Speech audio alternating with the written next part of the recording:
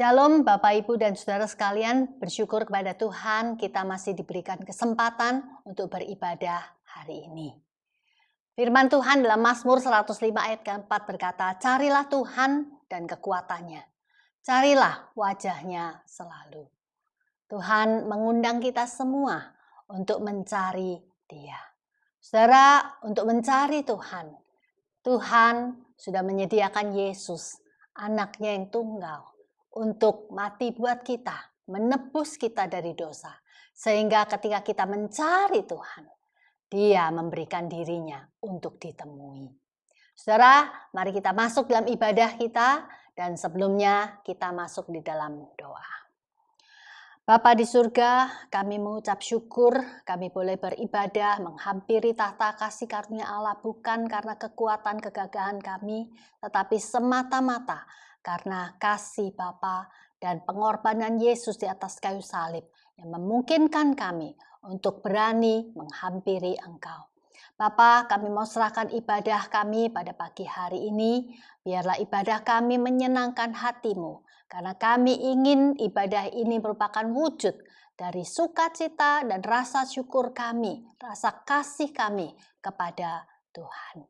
Berkati kami ya Bapa, kami berdoa di dalam nama Tuhan Yesus. Amin. Mari saudara kita sama-sama bangkit berdiri dan bersama dengan gereja di sepanjang abad dan tempat kita mengucapkan pengakuan iman rasuli yang berbunyi demikian. Aku percaya kepada Allah Bapa yang Maha Kuasa, Khalik langit dan bumi, dan kepada Yesus Kristus anaknya yang tunggal Tuhan kita, yang dikandung oleh Roh Kudus, lahir dari anak darah Maria, yang menderita sengsara di bawah pemerintahan Pontius Pilatus, disalibkan, mati dan dikuburkan, turun ke dalam kerajaan maut. Pada hari yang ketiga, bangkit pula dari antara orang mati, naik ke surga, duduk di sebelah kanan Allah, Bapa yang Maha Kuasa. Dan dari sana Ia akan datang untuk menghakimi orang yang hidup dan yang mati. Aku percaya kepada Roh Kudus, gereja yang kudus dan am, persekutuan orang kudus, pengampunan dosa, kebangkitan tubuh, dan hidup yang kekal. Amin. Saudara, selamat beribadah dan Tuhan memberkati. Shalom jemaat sekalian, mari kita mau sama-sama bangkit berdiri, kita mau serukan kita lebih dari pemenang. Amin. Woo! Yeah.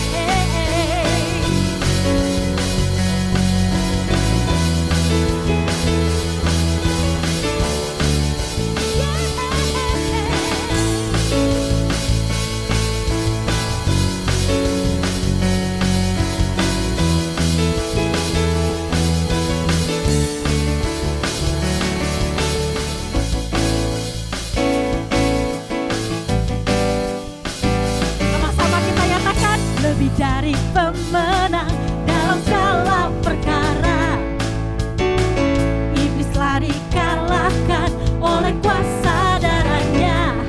Jika Allah di pihak kita, siapa dapat melawan? Kita lebih dari pemenang, lebih dari pemenang dalam segala perkara. Amin. Dikalahkan oleh kuasa darahnya. Jika Allah di pihak kita, siapa dapat melawan?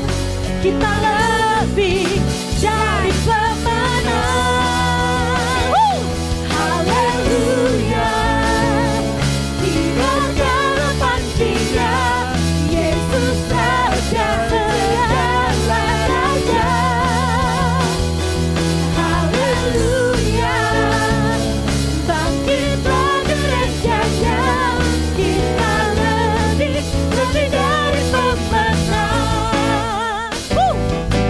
Lebih dari pemenang, amin. Lebih dari pemenang dalam segala perkara. Iblis telah dikalahkan, iblis telah dikalahkan oleh kuasa darahnya. Jika Allah di pihak kita, siapa dapat melawan? Kita lebih dari pemenang. Haleluya. Diberkati Dia, Yesus Raja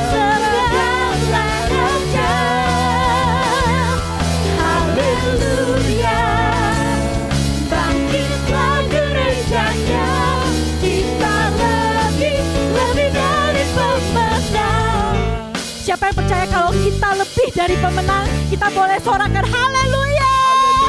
Kita mau sama-sama nyatakan ya, saudara-saudaraku. Kita lebih dari pemenang. Kita lebih dari pemenang. Kita lebih dari pemenang. Kita lebih dari pemenang. Kita lebih dari pemenang. Kita lebih dari pemenang. Kita lebih Sekali lagi kita nyatakan, kita lebih dari pemenang. Kita lebih dari. Jika Allah di pihak kita, jika Allah di pihak kita, siapa dapat melawan? Kita lebih dari pemenang. Siapa yang percaya kalau kita lebih dari pemenang? Kita mau sama-sama sorakan. 1, 2, 1, haleluya. Kibarkanlah pastinya, Yesus saja segalanya. Haleluya.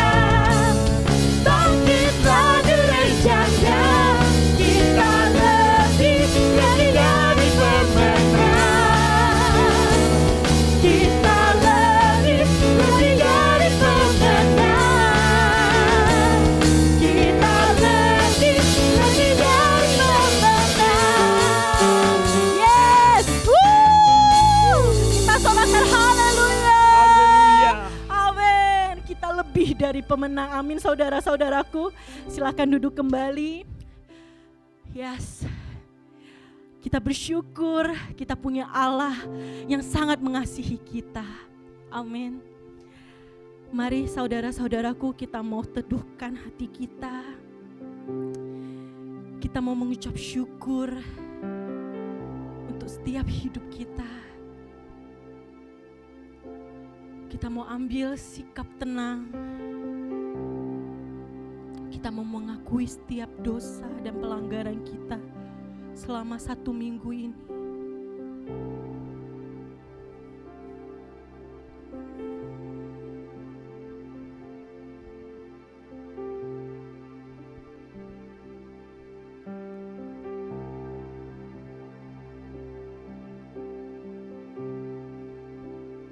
Jaminanmu yang ku diberi, karena Yesus milikku abadi. Aku warisnya, ku ditebus karena dibasuh darah kudus. Kami masyurkan, kami puji tentang Yesusku selamanya. Kami masyurkan, kami puji tentang Yesusku selamanya.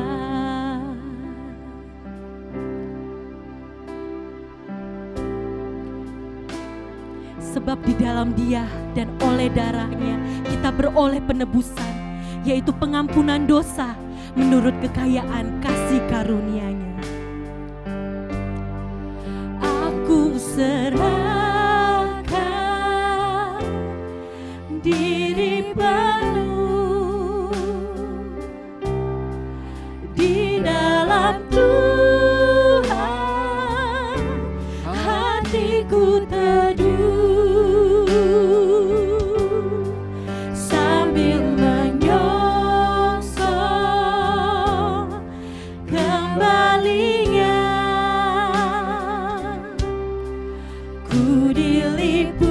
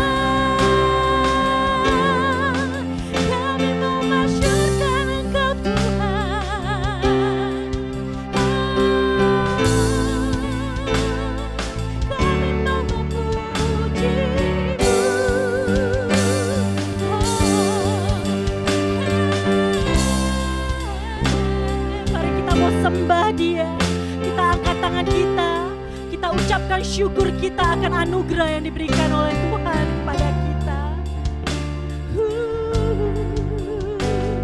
Kita angkat tangan kita sama-sama.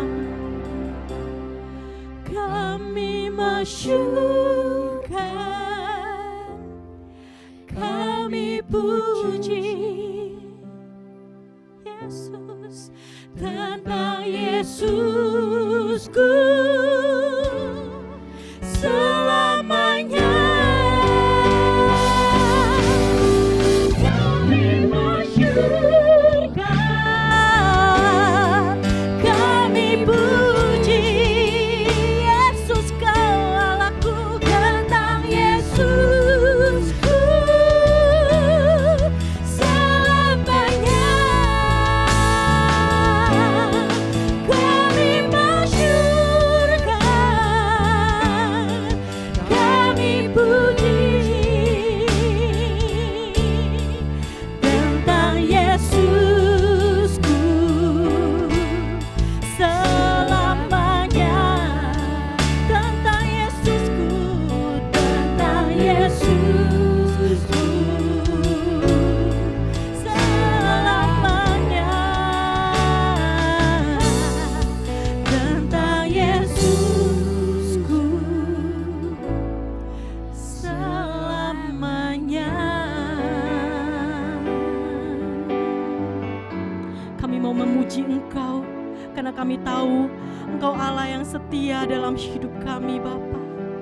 Terima kasih Tuhan untuk setiap penyertaan-Mu, Tuhan. Sekarang ku memuji-Mu, Allah yang setia, yang tak pernah meninggalkan perbuatan tangan-Mu.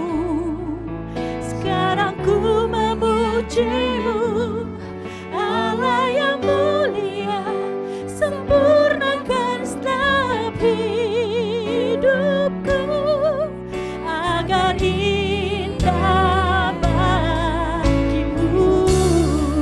Sekarang ku memuji-Mu, sekarang ku memuji-Mu, Allah yang setia, yang tak pernah meninggalkan perbuatan tangan-Mu. Sekarang ku menyembah Tuhan, sempurnakan setiap hidupku agar indah bagi-Mu. Sekarang ku memuji-Mu, Allah yang setia, yang tak pernah meninggalkan perbuatan tangan-Mu. Sekarang ku menyembah-Mu, Allah yang mulia, sempurnakan setiap hidupku agar indah bagi-Mu, agar indah bagi-Mu, agar indah bagi-Mu, agar indah bagi-Mu. Terima kasih Tuhan, terima kasih Tuhan. Senang sekali kita bisa bertemu kembali di dalam pembelajaran firman Tuhan. Dan saya berdoa biarlah ketika firman disampaikan, saudara boleh mengalami pertolongan dari Roh Kudus untuk bisa mengerti dan memahami kebenaran firman Tuhan. Mari bersama-sama sebelum kita mendengarkan firman Tuhan, kita berdoa terlebih dahulu. Bapa di surga, kami bersyukur untuk kesempatan kami boleh duduk diam di hadapan-Mu, untuk kami boleh menerima kebenaran dari Sang Bapa. Biarlah Roh Kudus membantu kami, untuk kami boleh memahami kebenaran-Mu yang sangat dalam, yang sangat luas. Biarlah firman-Mu ini boleh menguduskan kami menjadi pribadi yang semakin serupa dengan Kristus. Kami rindu Tuhan, hidup kami dewasa oleh karena firman-Mu, sehingga kami boleh menjadi pribadi yang serupa dengan Kristus. Kami percaya Tuhan, di mana ada rupa Kristus, kegelapan akan dikalahkan oleh terang. Kejahatan akan dikalahkan dengan kebaikan. Di mana ada rupa Kristus yang putus asa akan memperoleh pengharapan. Yang sakit akan disembuhkan. Yang terluka akan dipulihkan. Di mana ada rupa Kristus, kerajaan-Mu datang, dan kehendak-Mu terjadi di bumi seperti di surga. Kami siap untuk menerima kebenaran-Mu ini. Di dalam nama Yesus Tuhan dan Juru Selamat kami berdoa. Katakan yang percaya, amin. Saudara, tema khotbah saya pada hari ini berkelanjutan dengan khotbah-khotbah sebelumnya yang berkaitan dengan pertanyaan Tuhan kepada umat-Nya, kepada murid-murid-Nya. Nah, kita akan masuk pada sebuah pertanyaan yang lain. Apakah engkau mengasihi aku? Ini merupakan sebuah pertanyaan yang Tuhan Yesus berikan kepada seorang rasul yang bernama Petrus setelah peristiwa kebangkitannya dari antara orang mati. Teks itu diambil di dalam Yohanes pasal 21 ayat 1 sampai 19. Oleh karena persoalan waktu, saya akan membacakan ayat 15 sampai ayat yang ke-17. Saya berharap nanti saudara di rumah bisa membaca secara keseluruhan dari narasi ayat ini. Yohanes pasal 21, ayatnya yang ke-15, berbunyi seperti ini. Sesudah sarapan, Yesus berkata kepada Simon Petrus, "Simon, anak Yohanes, apakah engkau mengasihi aku lebih daripada mereka ini?" Jawab Petrus kepadanya, "Benar Tuhan, engkau tahu bahwa aku mengasihi engkau." Kata Yesus kepadanya, "Gembalakanlah domba-dombaku." Kata Yesus pula kepadanya untuk kedua kalinya, "Simon, anak Yohanes, apakah engkau mengasihi aku?" Jawab Petrus kepadanya, "Benar Tuhan, engkau tahu bahwa aku mengasihi engkau." Kata Yesus kepadanya, "Gembalakanlah domba-dombaku." Kata Yesus kepadanya untuk ketiga kalinya, "Simon, anak Yohanes, apakah engkau mengasihi aku?"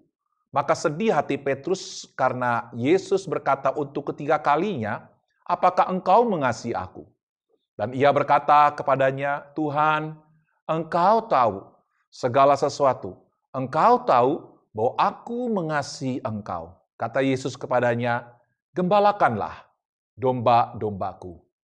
Selamat dan berbahagia bagi saudara yang baca firman Tuhan, yang merenungkan, dan yang melakukan di dalam kehidupan hari lepas hari.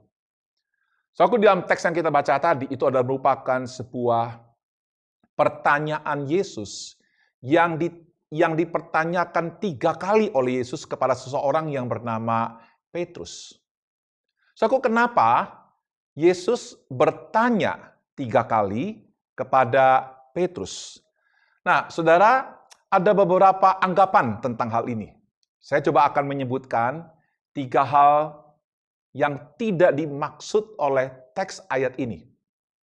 Ketika Yesus bertanya 3 kali, ada orang yang beranggapan bahwa Yesus lagi sedang mengingatkan Petrus bahwa ia sudah 3 kali menyangkal Yesus. Seolah-olah di dalam ayat ini Yesus lagi mau sedang membalas dendam gitu, mencurahkan kejengkelannya karena Petrus 3 kali menyangkal Yesus. Waktu Yesus diperhadapkan di sidang pengadilan dan waktu Petrus ditanya oleh orang-orang dan Petrus menyangkal Yesus. Saudara, sebenarnya ini nggak ada kaitannya sama sekali. Secara konteks tidak bisa menunjukkan bahwa pertanyaan Yesus ini lagi sedang menggambarkan betapa jengkelnya Yesus kepada Petrus. Hal yang kedua, saudaraku, yang bukan dimaksud oleh teks ayat ini adalah bahwa Yesus lagi sedang menurunkan standar kualitas kasih kepada Petrus. Nah, saudaraku, seringkali ada pembicara-pembicara yang menyebutkan bahwa ketika Yesus bertanya, "Apakah engkau mengasihi aku?" Kata mengasihi itu dipakai kata agapo. Ya, terus kemudian dijawab oleh Petrus, "Engkau tahu Tuhan, aku mengasihi engkau." Kata mengasihi dipakai kata phileo. Sampai suatu akhirnya Yesus menurunkan derajat dari kata kasih agapo menjadi filio. Sehingga suatu kalau kita melihat di dalam ayat 17, Di situ dalam bahasa aslinya, Yesus menurutkan standar. Apakah engkau filio kepadaku? Jadi bukan dipakai lagi kata agapo. Nah, saudaraku, ada banyak orang memikirkan seperti ini. Tetapi saudaraku, saya tidak melihat seperti itu. Sebab begini, saudaraku, kalau kita membaca di dalam teks Septuaginta, saudaraku, kata agapo atau kata filio ya, di dalam Perjanjian Lama, khususnya Kejadian pasal 37, ayat 3 dan ayat yang keempat, itu seringkali dipakai secara bolak-balik, saudaraku. Ya, secara bolak-balik oleh Septuaginta.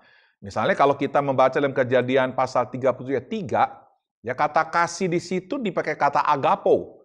Nah, kemudian saudaraku dalam pasal 37 ayat 4 itu dipakai kata filio. Ya, jadi ini sering dibolak-balik, saudaraku.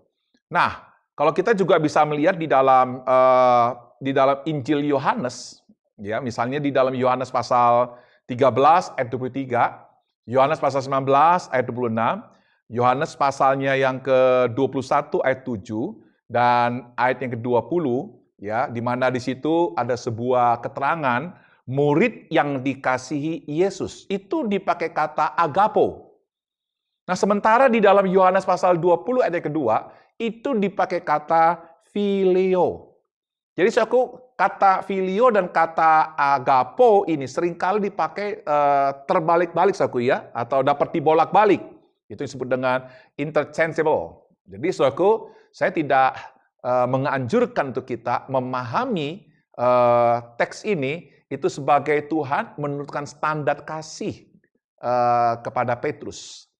Nah, yang ketiga, saudaraku, ada orang yang beranggapan pertanyaan Yesus 3 kali ini bahwa Yesus lagi sedang menyudutkan Petrus untuk mengasihi Yesus. Sampai 3 kali. Memang betul, saudaraku, biasanya kalau di dalam bentuk penulisan itu kalau 3 kali diulang-ulang, itu artinya ada sesuatu yang sangat serius.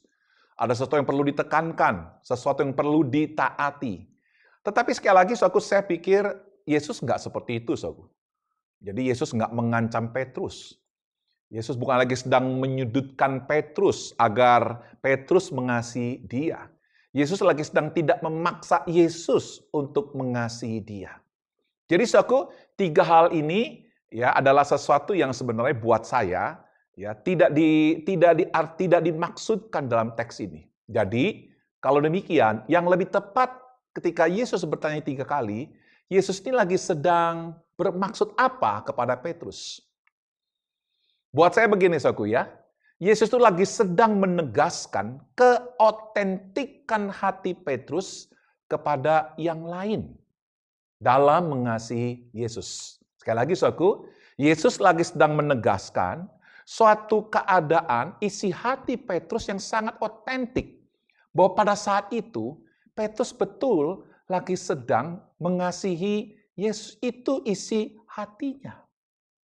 Nah, saudara, kalau kita membaca di dalam beberapa ayat, ya, Petrus 3 kali mengulang kata ini, saudaraku. Engkau tahu Tuhan, ya, ayat 15 ada, ayat 16 ada, ayat 17 ada. Jadi ketika Yesus bertanya, apakah engkau mengasihi aku? Petrus bilang gini, engkau tahu Tuhan, aku mengasihi engkau.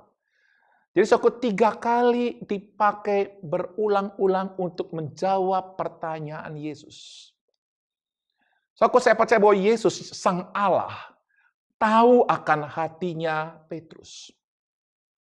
Itulah sebabnya, saudaraku, kalau kita membaca di dalam ayat 18 dan ayat yang ke-19, karena Yesus tahu, saudaraku, bahwa itulah keotentikan hati Petrus yang penuh dengan kasih kepada Yesus, maka, saudaraku, Yesus menegaskan kepada Petrus bahwa kasih dia kepada Yesus akan berakibat suatu korban, akan berakibat suatu persoalan, suatu problem yang harus dihadapi ke depan. Kalau kita baca 18 dan 19, Yesus firman Tuhan berkata, aku berkata kepadamu, sesungguhnya ketika engkau masih muda, engkau mengikat pinggangmu sendiri, dan engkau berjalan kemana saja kau kehendaki. Tapi jika engkau sudah menjadi tua, Engkau akan mengulurkan tanganmu, dan orang lain akan mengikat engkau dan membawa engkau ke tempat yang tidak kau kehendaki. Ayat 19, dan hal ini dikatakannya untuk menyatakan bagaimana Petrus akan mati dan memuliakan Allah. Sesudah mengatakan demikian, ia berkata kepada Petrus, ikutlah aku. Jadi aku di dalam ayat 18 ayat 19 ini berbicara tentang konsekuensi dari sebuah hati yang mencintai Yesus, yang mengasihi Yesus dengan sepenuhnya, dengan ketulusan hati yang sangat mendalam dari seorang yang bernama Petrus. Dengan kata lain begini, saudaraku, Yesus lagi sedang menunjukkan kepada murid-muridnya yang lain. Yesus lagi sedang menunjukkan kepada orang-orang yang ada di sekitar Petrus, bahwa Petrus sudah berubah. Hatinya sudah berubah. Hatinya tidak lagi dikuasai oleh situasi, tapi hatinya dikuasai oleh cinta yang sangat mendalam kepada pribadi yang bernama Yesus. Saudaraku, teks ini berbicara bagaimana Petrus mengasihi Tuhan. Sebagai sebuah motivasi dasar untuk mengikuti Yesus lebih lanjut. Sebuah motivasi dasar yang membuat Petrus berani untuk menghadapi konsekuensi tak kala dia harus mengikuti Yesus secara radikal dan mengasihi Yesus habis-habisan. Nah, saudaraku yang terkasih dalam Tuhan Yesus, ketika Petrus memiliki sebuah motivasi mengasihi Yesus, saya percaya saudaraku, kita semua yang mendengarkan khotbah saya termasuk saya, kita semua adalah orang yang juga mengasihi Yesus. Saudaraku, ketika kita mengasihi Yesus, apa sih buktinya, saudara? Yesus meminta suatu bukti bagi kita. Apakah kita benar mengasihi Yesus? Nah, saudaraku yang terkasih dalam Tuhan Yesus, ketika Yesus bertanya, Petrus, apakah engkau mengasihi aku? Simon anak Yohanes, lebih daripada mereka ini. Jadi pada ayat 15, saudaraku, ada kata lebih dari mereka ini. Yesus lagi sedang meminta satu bukti. Apakah engkau mengasihi lebih dari mereka? Yaitu murid-murid Yesus yang lain. Atau kalau ada orang di sekitar Yesus yang lain. Di sekitar Petrus yang lainnya, saudaraku.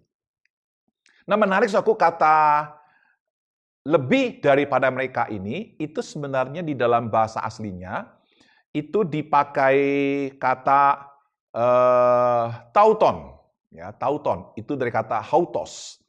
Nah, tauton ini sebenarnya adalah bentuk demonstratif pronoun. Jadi ini bisa diterjemahkan mereka, ya, bisa diterjemahkan dia laki-laki, dia perempuan, atau bisa diterjemahkan juga ini. Jadi sebenarnya ketika Yesus berkata, apakah engkau mengasihi aku lebih daripada ini semua? Artinya ini bisa mereka, ini bisa pekerjaan, ini bisa apa yang ada di sekitar Petrus pada saat itu. Nah, saudara, ada 4 hal yang sangat penting. Yang waktu itu Yesus hendak mengkontraskan apakah Petrus mengasihi lebih daripada ini. Yang pertama, saudaraku, adalah lebih dari pekerjaan yang kamu lakukan. Saudaraku, waktu Yesus mati di kayu salib, kemudian dikuburkan, saudaraku, ada sebuah kekecewaan, ada sebuah kesedihan, keputusasaan dari murid-murid Yesus. Sehingga akhirnya, saudaraku, mereka kembali lagi kepada pekerjaan yang lama sebagai seorang nelayan. Sebab saudaraku, sebelum Yesus memanggil mereka menjadi murid-muridnya, mereka sebenarnya adalah nelayan, saudaraku. Sehingga akhirnya mereka mengikuti Yesus selama kurang lebih hampir 3,5 tahun. Dan kemudian saudaraku, ujung-ujungnya Yesus, gurunya, Tuhannya, mati di kayu salib, kemudian dikuburkan. Saudaraku, akhirnya mereka putus asa, mereka kembali lagi kepada pekerjaan mereka yang lama. Sebuah pekerjaan yang mereka sudah geluti bertahun-tahun dalam hidupnya. Saudaraku, ketika Yesus bangkit, dan ketika Petrus tahu bahwa ini adalah Yesus, saudaraku, Yesus bertanya, apakah engkau mengasihi lebih dari pekerjaanmu sebagai seorang nelayan. Saudaraku, hari ini pertanyaan itu juga diberikan juga kepada saudara. Apakah hari ini kita lebih mengasihi pekerjaan kita? Kita lebih mengasihi usaha dagang kita? Kita lebih mengasihi profesi kita? Kita lebih mengasihi apa yang kita kerjakan di kantor dan sebagainya, ketimbang kita melakukan sesuatu untuk Tuhan sebagai sebuah bukti kita mengasihi Dia. Saudaraku, ada banyak saudaraku orang Kristen yang pada hari Minggu seringkali saudaraku mengorbankan ibadah pada hari Minggu demi pekerjaannya. Bahkan saudaraku ada yang lebih menyedihkan, banyak orang Kristen saudaraku mengabaikan untuk ibadah pada hari Minggu untuk menyatakan cintanya, kasihnya dalam pujian, penyembahan kepada Tuhan, dalam persembahan. Mereka tidak mau datang saudaraku, mereka cuma hanya datang pada hari Natal saja atau hari-hari besar orang Kristen, kepercayaan Kristen, baru dia datang. Banyak orang Kristen saudaraku lebih suka hidup dalam pekerjaannya, hidup di dalam hobinya, hidup di dalam kebiasaannya, dan lebih sayang dari itu daripada sebuah ibadah. Ibadah itu hanya sebagai sebuah pelengkap. Nanti kalau saya tidak bekerja, baru saya akan beribadah. Nanti kalau dagangan lagi sepi, baru saya akan beribadah, baru saya akan melayani Tuhan. Saudaraku, hari ini saya ingin bertanya kepada saudara, apakah engkau mengasihi Yesus lebih daripada pekerjaanmu? Saudaraku, ini bukan berarti Yesus suruh Anda berhenti dari pekerjaan. Tapi saudaraku, Yesus ingin membuat pekerjaan itu, mengasihi Tuhan itu sebagai sesuatu prioritas yang utama dalam hidupmu. Beribadah, melayani Tuhan sebagai sesuatu yang prioritas di dalam hidupmu. Saudaraku, ketika Yesus bertanya, Petrus, apakah engkau mengasihi aku lebih daripada ini? Saudaraku, kalau kita membaca di dalam Yohanes pasal 21, di dalam ayat yang sebelumnya, saudaraku, ya, waktu mereka menjala ikan, saudaraku, dan kemudian ikan itu mereka tidak dapat. Jadi mereka sudah cari itu semalaman dan mereka tidak bisa dapat, saudara. Dan kemudian Yesus dari pinggir danau itu bilang kepada mereka, coba kamu tebarkan jalamu di sebelah sisi yang lain dari kapalmu. Lalu apa yang terjadi, saudaraku? Ikan begitu banyak diperolehnya. Jadi saudaraku, ada satu mukjizat terjadi pada saat itu. Saya ulangi lagi. Terjadi mukjizat yang sangat mengejutkan, sangat dahsyat, saudaraku. Ikan begitu banyak diperoleh oleh Petrus dan teman-temannya. Saudaraku, ketika Yesus bertanya, apakah engkau mengasihi aku lebih dari mukjizat ini? Saudaraku, banyak orang Kristen, saudaraku, kita baru mengasihi Yesus, baru bisa mengikuti Yesus kalau ada mukjizat. Kalau nggak ada mukjizat, maka saya tidak akan mengikuti Yesus. Kalau Tuhan melakukan mukjizat dalam pekerjaanku, di dalam kesehatanku, di dalam usahaku, di dalam posisiku bekerja di kantor, kalau ada mukjizat aku bisa naik dan sebagainya, baru aku mengikuti engkau. Saudaraku, banyak orang Kristen, saudaraku, lebih sayang mukjizat daripada Tuhan yang memberi mukjizat. Maaf, saudaraku, kalau Anda lebih sayang mukjizat daripada Tuhan yang memberi mukjizat, sebenarnya mukjizat itu adalah berhala buat hidupmu. Karena engkau menjadikan Tuhan nomor 2 di dalam hidupmu. Saudaraku yang terkasih dalam Tuhan Yesus, ketika Tuhan Yesus bertanya kepada Petrus, apakah engkau lebih mengasihi aku daripada mukjizat ini?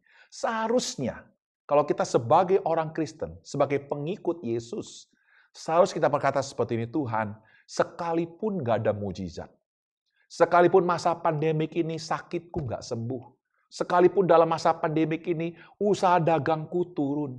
Sekalipun dalam masa pandemik ini uang makanku dipotong, gajiku dipotong. Aku tetap mengasihi engkau. Inilah orang yang memiliki hati yang otentik, yang mengasihi Tuhan dengan tulus. Dia mengasihi Tuhan bukan karena ada apa-apanya. Tapi dia mengasihi Tuhan dengan hati yang tulus, dengan penuh cinta kepada Tuhan. Nah, saudaraku, ada juga saudaraku yang apakah engkau mengasihi aku lebih dari mereka ini? Ya, ini lagi sedang menunjuk pada murid-murid Yesus. Apakah kau mengasihi lebih dari mereka? Saudara, seringkali sahabat kita, teman-teman kita, bisa menjadi penghambat loh untuk kita mengasihi Yesus. Saya tahu saudara, pasti kita semua punya sahabat, kita pasti punya teman. Maaf saudara, kadang-kala sahabat kita di gereja justru menjadi penghambat untuk kita melayani Tuhan. Kadang-kala saudara, mungkin Anda punya pengalaman. Hari Minggu ketika harus beribadah, ada orang di dalam ibadah, bahkan pemimpin, atau mungkin majelis, atau mungkin yang lainnya, mengajak Anda, yuk kita cuma hanya seminggu sekali, seminggu 2 kali, nggak apa-apalah untuk kita tidak beribadah kepada Tuhan. Bukankah ini menunjukkan bahwa kita tuh lebih dekat kepada mereka daripada Tuhan? Kita lebih mengasihi mereka daripada Tuhan.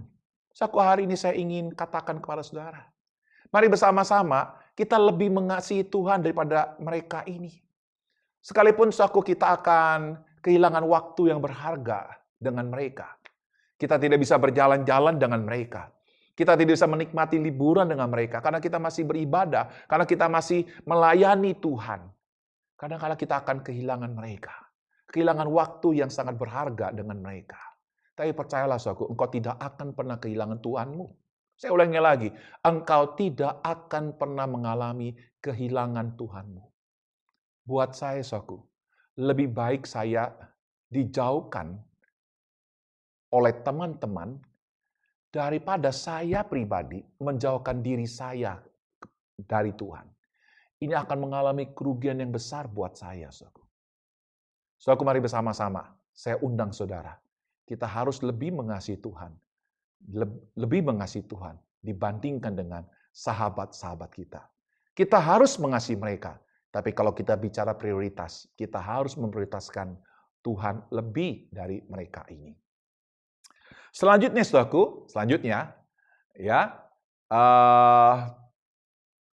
ada lagi, saudaraku, ini mempunyai arti bahwa lebih dari mereka yang mengasihi aku, lebih dari mereka yang mengasihi aku. Jadi Petrus menantang Petrus. Apakah engkau mau mengasihi aku lebih daripada ini loh teman-temanmu yang mengasihi aku? Apakah engkau bisa bahwa engkau mengasihi aku lebih dari mereka mengasihi aku? Dalam hal ini, kita sebagai orang Kristen harus berlomba-lomba untuk kita menunjukkan sebuah kasih yang lebih tinggi, yang lebih berkualitas dibandingkan dengan sesama orang-orang Kristen, sesama seiman kita. Mari kita berlomba-lomba untuk kita lebih mengasihi Tuhan. Kita lebih membuktikan bahwa kita lebih mau berkorban di dalam pelayanan. Kita lebih mau berkorban di dalam memberi. Kita lebih mau berkorban untuk memuliakan nama Tuhan. Mari kita berlomba-lomba, saudara. Nah, saudaraku, ini ada 4 hal yang saya ingin tantang, saudara. Apakah kita sebenarnya lebih mengasihi Tuhan, menjadikan Tuhan sebagai prioritas yang utama, dan memacu diri kita untuk memberikan yang lebih baik daripada siapapun yang ada sekitar kehidupan kita sesama orang Kristen. Yang kedua, saudaraku, yang kita pelajari, saudaraku, adalah mengasihi Tuhan harus dibuktikan dengan, kalau yang pertama, dengan kita memprioritaskan Tuhan Yesus. Ini merupakan sebuah bentuk kasih kita secara vertikal kepada Tuhan. Tapi begini, saudaraku, ketika kita diminta untuk mengasihi Tuhan dengan sungguh-sungguh, bukan berarti kita mengabaikan manusia.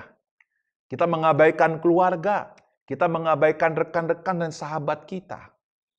Saudaraku, di dalam jawaban Yesus kepada Petrus, ini menunjukkan bahwa Yesus meminta agar Petrus mengasihi sesamanya dengan mengembalakan mereka.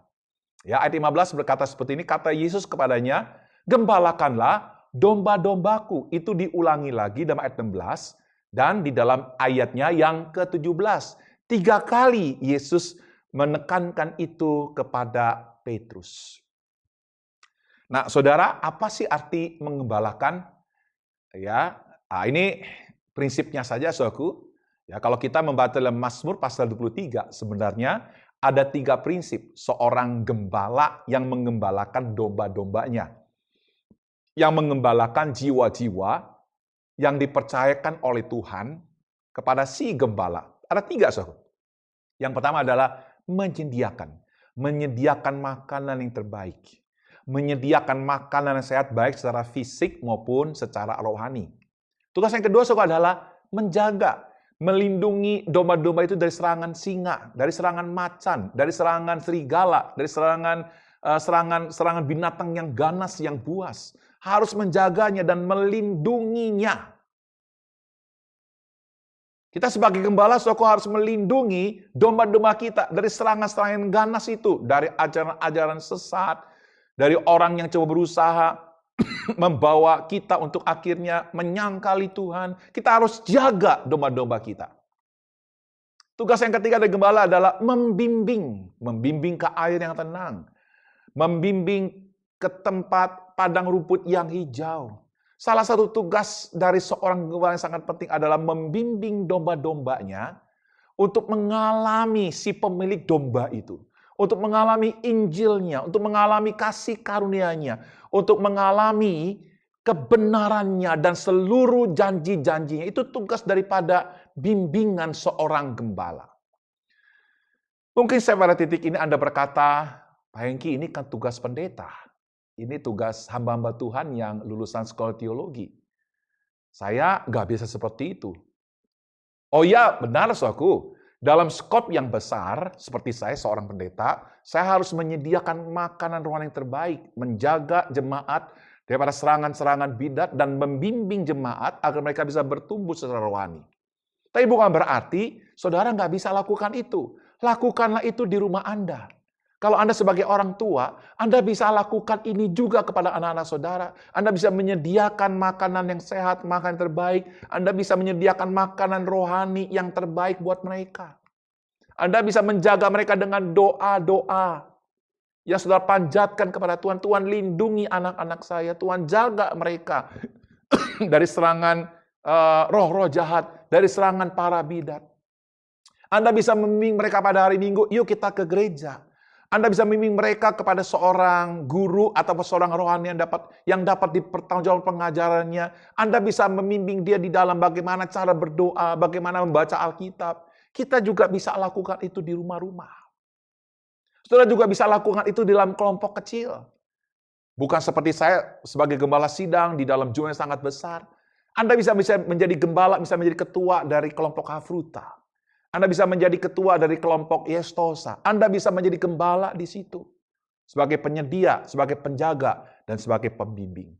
Saya berdoa, saudaraku, ketika engkau sungguh mengasihi Tuhan, dan Tuhan itu menjadi prioritas cintamu, maka, saudaraku, ada sebuah konsekuensi yang lain, yaitu konsekuensi secara horizontal. Anda harus mengasihi sesamamu dengan cara Anda mengembalakan mereka. Nah, saudaraku, sampai pada titik ini, saya ingin mengajak saudara untuk kita melihat satu pesan utama dari seluruh teks, khususnya ayat 15 sampai ayat yang ke-17. Apa sih yang menjadi pesan utama dari narasi ini, saudaraku? Saya ingin beritahu saudara, pesan utama dari narasi ini bukan sekedar pertobatan Petrus. Bukan sekedar bagaimana Petrus itu sungguh mengasihi Yesus. Bukan sekedar sebuah perintah dari Yesus yang membuat Petrus harus mengembalakan domba-dombanya. Pesan utama narasi ini bukan pertobatan Petrus yang hebat. Namun kasih karunia Kristus yang sangat hebat kepada orang yang gagal dan lemah yang mau bangkit. Saudara, dari semua murid-murid Yesus, hanya Petrus yang 3 kali menyangkal Yesus. Ini merupakan sebuah kejatuhan yang amat serius. Ini merupakan sebuah kegagalan rohani dari seorang yang bernama Petrus. Tapi bersyukur saudara dalam peristiwa perjumpaan Petrus dengan Yesus yang sudah bangkit dari antara orang mati. Yesus tidak membuang Petrus. Yesus tidak menyingkirkan Petrus. Yesus tidak menggantikan Petrus dengan murid-muridnya yang tidak menyangkali Yesus. Yesus tetap menerima dan merangkul Petrus. Inilah kasih karunia, saudara. Saudaraku, saya tidak tahu bagaimana dengan kehidupan saudara. Kita bukan orang yang sempurna, saudaraku. Kita adalah orang yang pernah gagal. Mungkin rumah tangga Anda adalah rumah tangga yang sudah bercerai. Mungkin Anda lahir dari keluarga penjudi. Mungkin Anda pernah terlibat dengan kejahatan pada masa lalu Anda. Saya tidak tahu, saudaraku, apa yang terjadi dengan masa lalu Anda. Tapi yang saya ingin pastikan, yang saya tahu, bahwa hari ini Tuhan yang penuh dengan kasih karunia dapat menerima Anda apa adanya. Bukan saja untuk menjadi biasa-biasa, tapi Anda akan menjadi orang yang luar biasa di tangan Tuhan. Untuk memberikan sebuah kesaksian yang sangat luar biasa bagi kemuliaan Tuhan. Saudara, ada seorang yang bernama Josh McDowell dan anaknya bernama Sin McDowell. Josh McDowell adalah seseorang yang dulu waktu dia masih anak-anak, dia lahir dari keluarga yang penuh dengan kejahatan. Ayahnya seorang pemabok, seorang penjudi, seorang yang suka melakukan kekerasan kepada ibunya. Dan ibunya akhirnya meninggalkan ayahnya dan bahkan meninggalkan Josh McDowell. Josh McDowell lahir dalam keluarga yang seperti itu, saudara. Nah, sampai akhirnya ayahnya meninggal dalam kondisi mabok. Dalam hatinya dia membenci Tuhan, dia membenci kekristenan. Sehingga akhirnya dia belajar filsafat-filsafat ateistik, filsafat-filsafat ateis untuk melawan Tuhan. Tapi kita bersyukur, sampai pada satu titik, Josh McDowell akhirnya bertobat. Josh McDowell lahir dari keluarga yang penuh dengan kepahitan, Ayah yang melakukan kejahatan dan ibunya yang meninggalkan dia. Josh McDowell pernah menjadi seorang yang melawan Tuhan, menjadi seorang yang ateis. Tapi ketika dia bertobat, apakah Tuhan membuang dia? Oh, tidak sama sekali, Justru ketika dia bertobat, Tuhan rangkul dia. Tuhan ubah dia menjadi orang yang dipakai oleh Tuhan untuk menjadi berkat buat banyak orang. Sekarang anak yang bernama Sin McDowell, menjadi seorang yang sangat luar biasa. Dia dibimbing oleh seorang ayah yang bernama Josh McDowell. Seorang ayah yang pernah gagal pada masa lalunya. Tuhan pakai untuk menjadi berkat buat anak-anaknya. Saudara, Sin McDowell, dia mengatakan kalimat seperti ini, Dia lagi sedang flashback, lagi sedang menilai tentang kesaksian hidup ayahnya. Dia bilang seperti ini. Saya lebih yakin dari sebelumnya bahwa orang tidak membutuhkan kesaksian besar untuk digunakan oleh Tuhan. Kita harus terus membagikan kesaksian yang luar biasa. Bagaimanapun, mereka mengingatkan kita akan kekuatan dan kehadiran Tuhan. Mereka membantu mempersonalisasikan Injil. Namun pada akhirnya, kesaksian adalah petunjuk menuju Injil yang merupakan kebenaran yang membawa transformasi.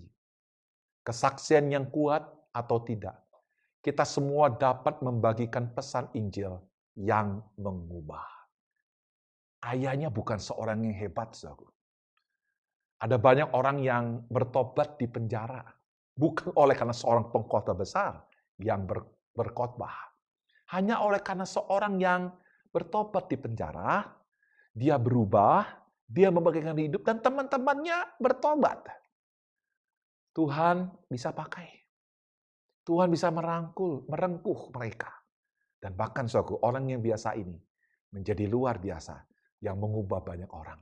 Semuanya itu karena kasih karunia Tuhan. Saya berdoa, biar setiap kita, setiap jemaat dari jemaat GKBC Depok, Tuhan lagi sedang membuka tangannya. Tuhan lagi sedang memberikan kasih karunia kepadamu. Ambillah, rengkuhlah. Dia menerima kamu apa adanya. Dan dia akan menjadikan kamu apa adanya buat kerajaan surga. Tuhan berkati saudara. Mari bersama-sama kita masuk di dalam doa. Bapa di surga, kami bersyukur untuk kasih karuniamu yang begitu besar, yang telah Engkau berikan kepada Petrus dan juga kami semua. Kami bersyukur Tuhan bahwa Engkau tidak pernah membuang kami yang gagal. Bahkan kegagalan kami yang sebesar apapun, Engkau selalu menunjukkan kasih karuniamu. Ketika kami bertobat, Engkau akan merangkul kami, Engkau akan merengkuh kami, dan akan membawa kami menjadi pribadi yang berguna, menjadi pribadi yang bisa menjadi berkat bagi pesan Injil kepada banyak orang yang belum percaya kepadamu. Terima kasih Bapa, inilah doa kami. Dalam nama Yesus kami berdoa. Amin. Saudara, seperti biasanya pada minggu pertama, kita akan bersama-sama masuk di dalam perjamuan kudus. Perjamuan kudus hanya diperuntukkan bagi saudara-saudara yang sudah dibaptis, baik secara percik maupun selam, di gereja ini atau di gereja yang lain. Jikalau saudara sudah dibaptis, mari bersama-sama kita mengenang cinta kasih Tuhan di sekitar meja perjamuan kudus. Tuhan Yesus berkata, "Berbahagialah mereka yang lapar dan haus akan kebenaran, karena mereka akan dipuaskan." Akan tetapi ada peringatan dalam firman Tuhan yang lain yang berkata, "Barang siapa dengan cara yang tidak layak makan roti atau minum cawan Tuhan, ia mendatangkan dosa atas dirinya sendiri. Karena itu hendaklah masing-masing menguji dirinya sendiri dan baru setelah itu ia makan roti dan minum cawan Tuhan." Mari bersama-sama kita bersatu sejenak di hadapan Tuhan.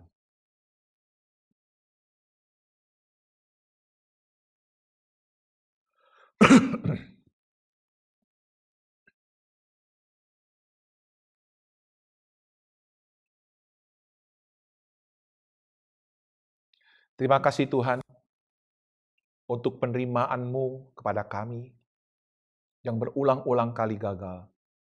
Tapi Engkau tidak pernah gagal di dalam menerima kami dan di dalam mengasihi kami. Terima kasih untuk cinta-Mu yang besar buat kami. Dan kami ingin mencintai-Mu setinggi-tingginya buat Engkau ya Tuhan. Yang telah mati, dikuburkan, yang telah bangkit buat kami semua. Terima kasih Bapak, kami siap untuk menerima kasih karunia-Mu ini. Di dalam nama Yesus. Amin. Pada malam sebelum Yesus diserahkan, Ia mengambil roti, lalu memecah-mecahkan, saya berkata, "Inilah tubuhku yang dipecahkan bagi kamu. Perbuatlah ini setiap kali kamu memakannya untuk menjadi peringatan akan aku." Mari bersama-sama kita berdoa. Kita mengucap syukur atas tubuh Kristus yang terpecah ini. Kami bersyukur Tuhan untuk tubuh-Mu yang terpecah, supaya hubungan kami dengan Bapa di surga dipulihkan dan dipersatukan. Kami siap untuk menerima kasih karunia-Mu ini. Terima kasih Tuhan Yesus, di dalam nama-Mu kami berdoa. Amin. Bukankah tubuh yang terpecah ini adalah persekutuan kita dengan tubuh Kristus? Amin. Mari bersama-sama kita menerimanya.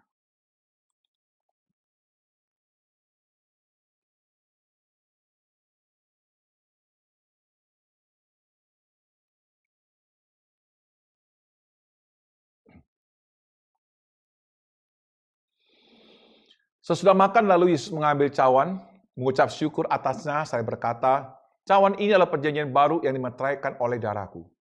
Perbuatlah ini setiap kali kamu meminumnya, untuk menjadi peringatan akan aku." Mari bersama-sama kita sebelum minumnya kita berdoa. Kami mengucap syukur Tuhan untuk darah-Mu yang tercurah. Darah-Mu itulah yang menebus kami. Darah-Mu itulah yang menghapuskan dosa di hati kami. Darah-Mu itulah yang membuat kami diterima di hadapan Sang Bapa di surga. Karena darah-Mu lah menyucikan seluruh hidup kami. Terima kasih untuk kasih karunia dan pencurahan darah-Mu buat kami di atas kayu salib. Dalam nama Yesus. Amin. Bukankah cawan ini yang terangkat adalah persekutuan kita dengan darah Kristus? Amin.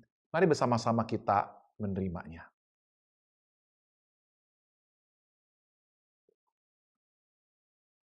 Sekarang Tuhan, Biarkanlah hamba-Mu ini pergi dalam damai sejahtera. Sebab hamba-Mu telah melihat keselamatan yang telah Engkau sediakan di hadapan segala bangsa. Mari bersama-sama kita teriakan, Maranatha. Sekali lagi kita katakan, Maranatha. Lebih kencang lagi dari hatimu katakan, Maranatha, Yesus datang kembali. Amin. Saudara, kita akan bersama-sama masuk di dalam mesbah persembahan persepuluhan. Saudara, kita memberikan perpuluhan bukan karena kita ingin mengejar berkat, supaya kita diberkati, bukan saudara. Kita memberi perpuluhan oleh karena kita sudah diberkati. Perpuluhan adalah merupakan sebuah perintah yang Tuhan berikan kepada kita. Mari kita memberi karena kita mengasihi Dia. Karena kita mau mentaati perintahnya. Bukan karena kita mau menerima berkat dari perpuluhan itu. Namun meskipun demikian, saudaraku, tak kalah kita memberi, kita pun juga akan diberkati oleh Tuhan. Biarlah kita memberi dengan cinta kita kepada Tuhan.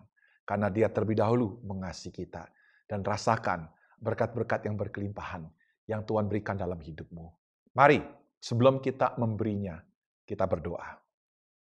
Bapa di surga, karena kami mengasihi-Mu dengan sepenuhnya, kami ingin setia memberikan perpuluhan ini kepadamu. Bukan hanya perpuluhan Tuhan, bahkan seluruh hidup kami pun kami persembahkan kepadamu. Karena apapun yang ada pada kami, semuanya adalah milik-Mu. Kami ini hanya dipercaya sebagai seorang pengelola yang boleh mengelola keuangan yang telah Kau percayakan kepada kami. Tuhan, kami ingin memberi perpuluhan ini karena kami mengasihi-Mu.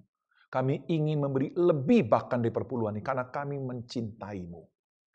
Terima kasih Tuhan, kami percaya tak kalah kami memberi, itu merupakan sebuah sukacita tersendiri buat kami yang memberi. Karena Engkau sendiri Yesus berkata, adalah lebih berbahagia kami memberi daripada kami menerima. Terima kasih Tuhan, biarlah kami yang memberi dengan tulus hati, kami yang memberi dengan sukacita, kami yang memberi dengan penuh cinta, kami yang memberi dengan penuh kejujuran.